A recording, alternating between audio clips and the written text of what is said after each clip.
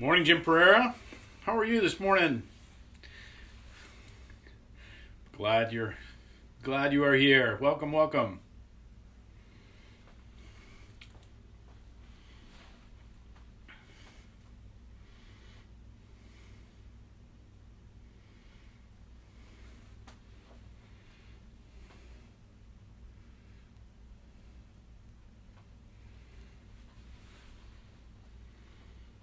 Good morning, Irene. Hope you are well. Glad you're here.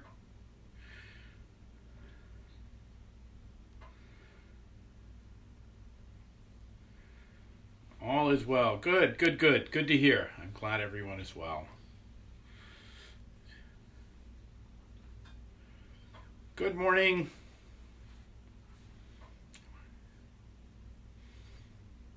Good morning, Gail. Good morning, John. Glad you're here. Welcome, everyone.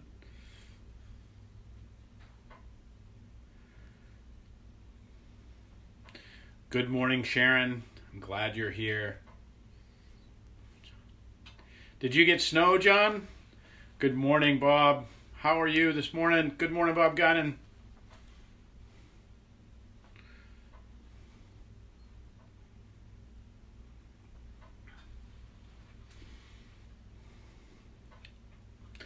Good morning, everyone. Hi, Sharon. Great to see you.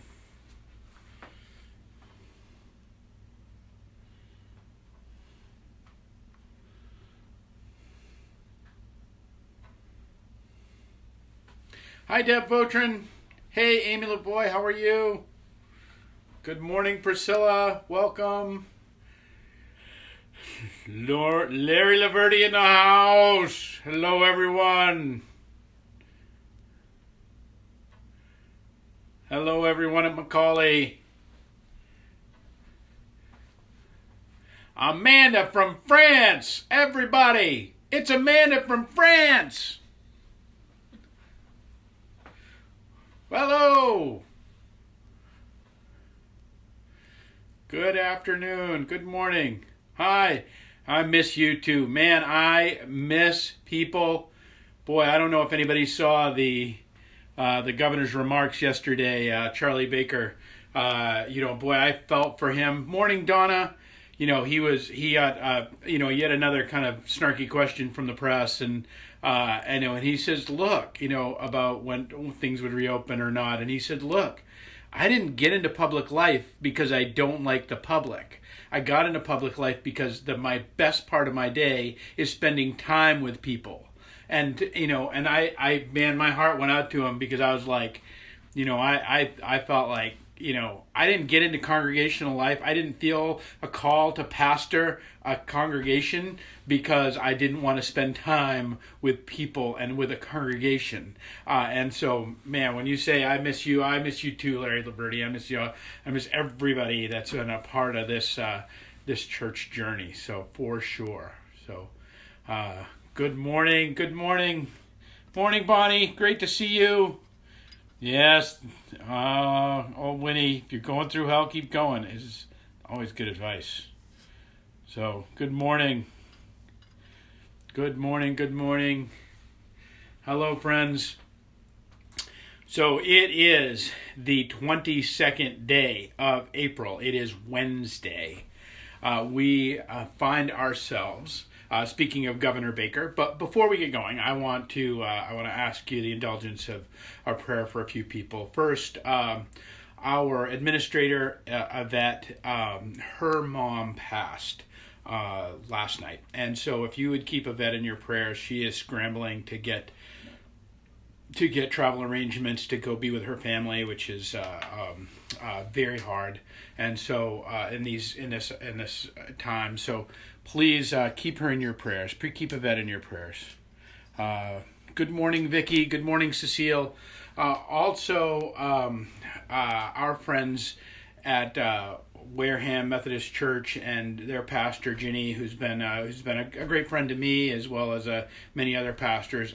She had one of her congregants that has not only been diagnosed with COVID-19, but is also in the has been working in a nursing home in Wareham that is now having COVID spread throughout it. So please keep that nursing home and that church in your prayers, that the Lord's hand may be upon them in safety in these days. So we'll hold Yvette and we'll hold Jenny's church and by extension them in our prayers.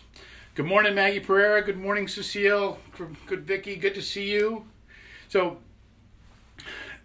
speaking of Governor Baker, morning, Jamie Battles, that he issued his stay-at-home advisory, which is what he said. Good morning, Sue, that he issued his stay-at-home advisory on the 23rd of March. And today is the 22nd of April.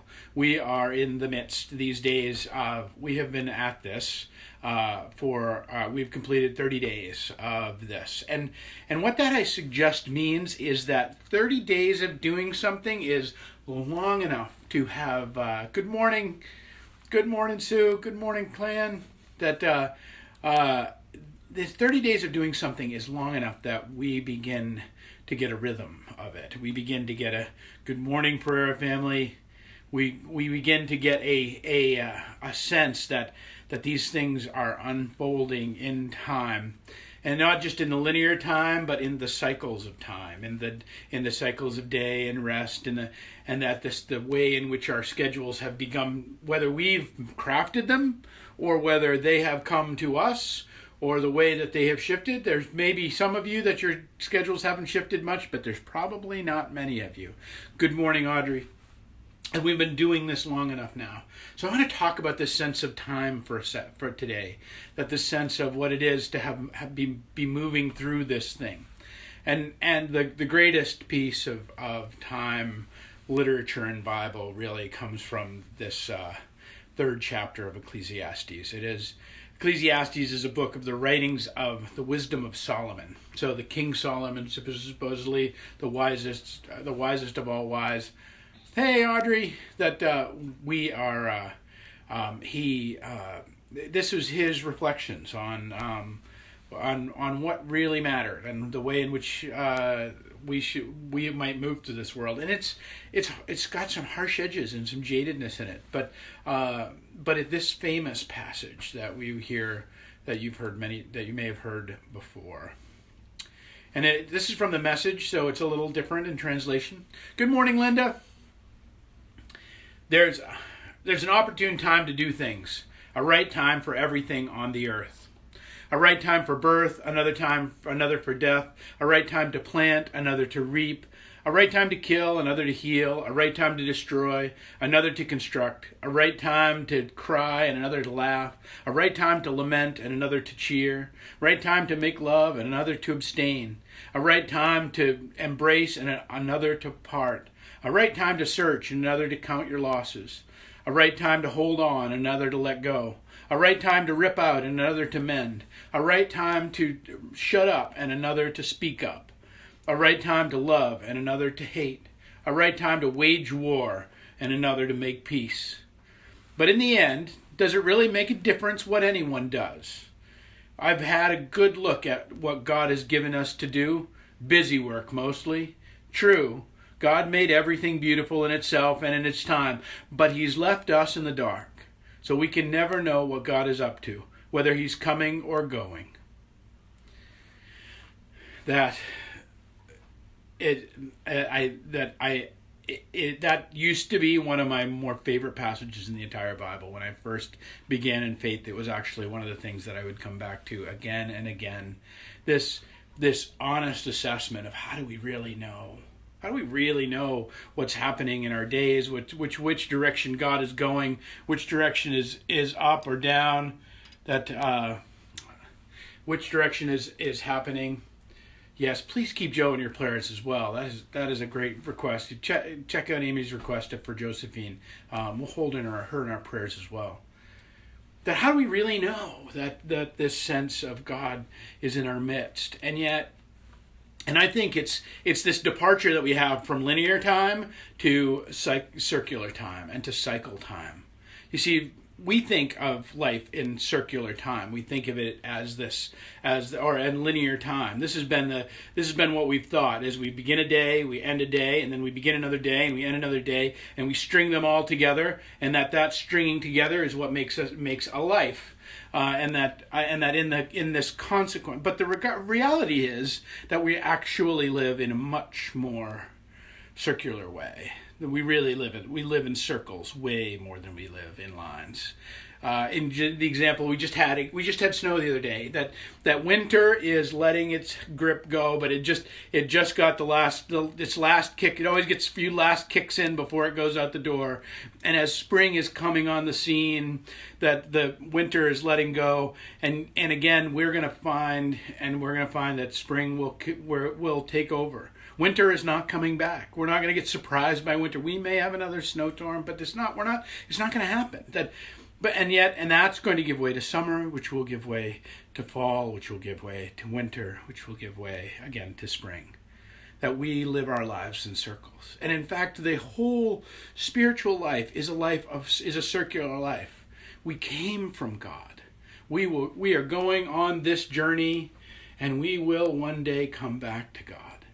That we're much more people, and the Hebrews knew this better than we did, that we do now. The Enlightenment has poisoned us in some ways, that we're really circular creatures, not linear creatures in our living.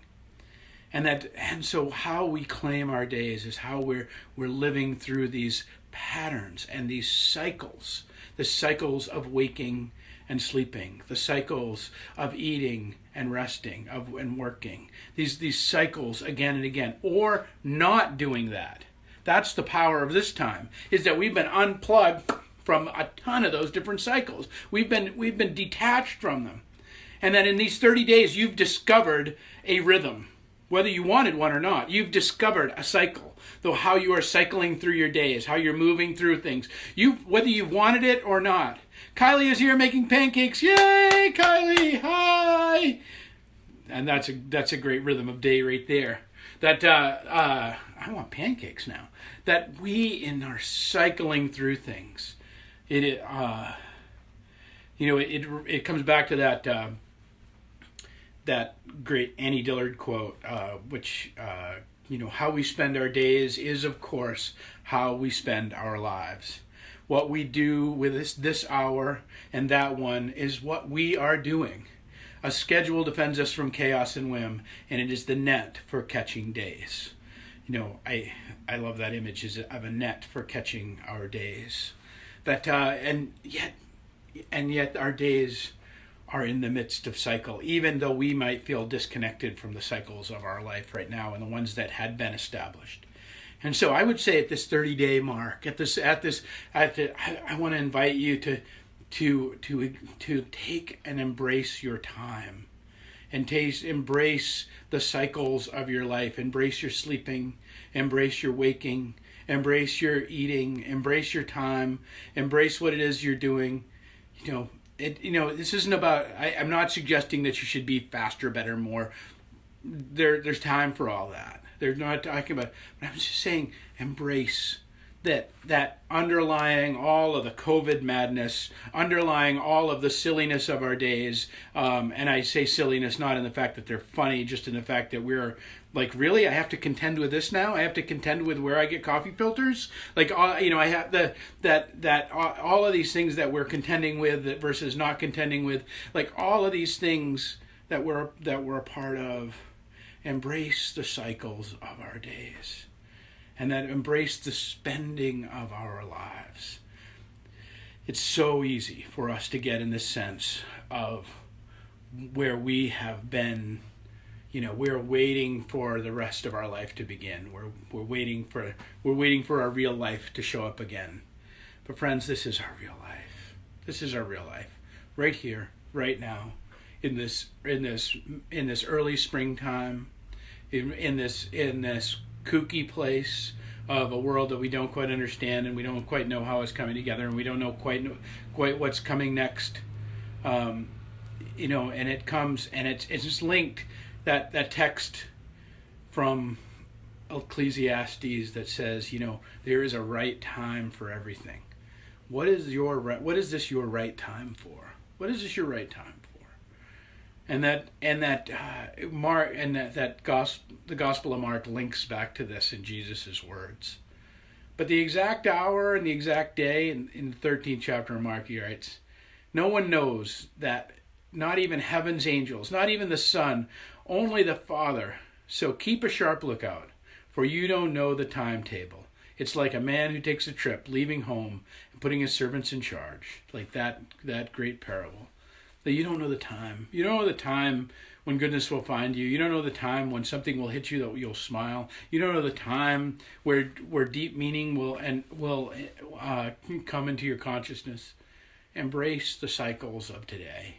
Embrace the life that you have right now, right where you are. And in its living, find those right things that it is the time for. Because, as Dillard says, how we spend our days is how we spend our lives.